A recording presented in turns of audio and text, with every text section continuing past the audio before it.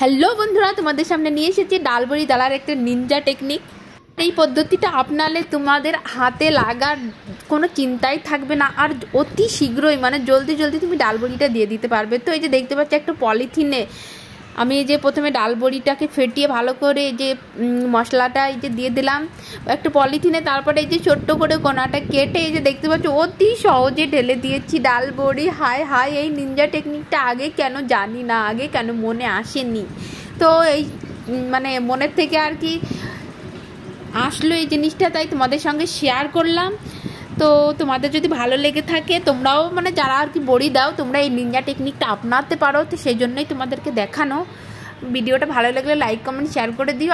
আর যারা ডাল বড়ি দেয় তাদের কাছে কিন্তু অবশ্যই এই ভিডিওটা পৌঁছে দিও, কি তারা অবশ্যই মানে এই টেকনিকটা আপনালে অনেক খুশি হবে। আর আমার মনে হয় তাদের ভালো লাগবে এই বিষয়টা। তাহলে চলো, দেখা হচ্ছে আগামী ভিডিওতে।